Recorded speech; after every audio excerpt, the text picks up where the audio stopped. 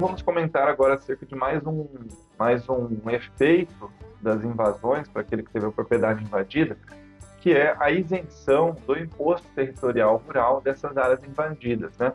Ao longo dos anos, muitos casos já foram ajuizados em situações de invasão, onde o proprietário solicita a inexigibilidade do Imposto Territorial Rural, do ITR, né? E a razão jurídica dessas ações, né, se inicia na Constituição Federal, que no artigo 153, inciso 6, estabelece que compete à União instituir imposto sobre a propriedade rural, assegurando, né, ao mesmo tempo, a inviolabilidade do direito à propriedade.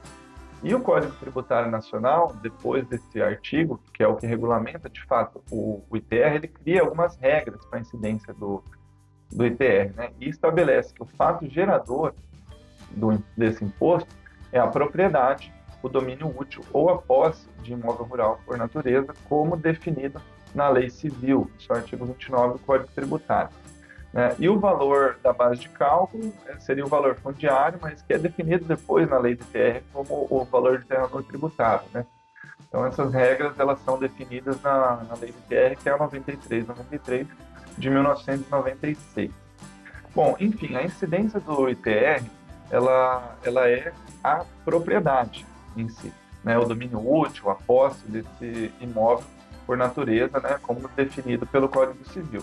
E o Código Civil, por sua vez, orienta que propriedade é o direito que a pessoa física ou jurídica tem de exercer o seu direito de uso dessa propriedade, né? E reivindicá-la de quem injustamente detenha essa propriedade, né? Então, sem a presença desses elementos objetivos e subjetivos que são estabelecidos pela lei, não se constitui a relação jurídica tributária, ou seja, se não tem mais posse, nem a possibilidade de uso, né, e o direito de reivindicar essa propriedade, a propriedade ela se mantém apenas no papel, né, não, como uma mera formalidade e não vai configurar o fato gerador desse imposto territorial rural, né, o que vai motivar a impossibilidade de inscrição e de cobrança do imposto.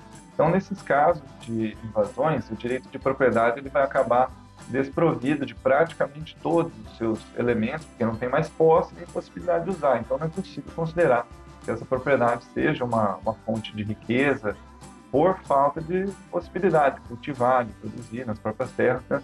Seja parcialmente ou totalmente. Então, ela não realiza a materialidade exigida pela tributação e nem revela uma capacidade contributiva para se sujeitar ao imposto. Então, em outro argumento, para que o produtor o proprietário, o possuidor de imóvel rural, preserve o seu direito de propriedade, ele deve atender à função social da propriedade. Logo, se não tem o exercício da função social por um impedimento na posse, né, não é razoável exigir o pagamento dos impostos. Então, alguns tribunais já consideram, né, que não é razoável que o Estado imponha o pagamento do ITR em caso de invasão, né?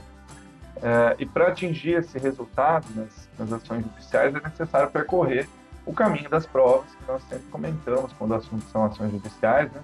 E tomar as medidas jurídicas necessárias, como, por exemplo, as ações possessórias que vão comprovar, né, que houve aí um fracasso na retomada dessa posse ou que o Estado falhou no seu dever de garantir, né, a reintegração da posse. E quanto aos efeitos dessa decisão, de um processo desse de isenção de terra em áreas invadidas, caso seja reconhecida a inexistência de uma relação jurídica tributária entre o proprietário e a União, os tribunais também entendem que é cabível a devolução, né, ou compensação de valores que foram pagos a título de TR em áreas invadidas, né, valores que vão ficar sujeitos a um prazo de prescrição de 5 anos, ou seja, o proprietário tem que buscar esses direitos assim que possível, evitando que aconteça a prescrição e esse reembolso ou a compensação do tributo podem ser corrigidos aí pela taxa Selic, acrescidos de juros de mora, né, mensais, desde a data em que foi feito o pagamento indevido. Então, essas são mais algumas recomendações nesse assunto delicado aí, que são as invasões. Esperamos ter esclarecido e trazido aí mais algumas alguns caminhos para buscar a segurança jurídica. Saudações e até a próxima.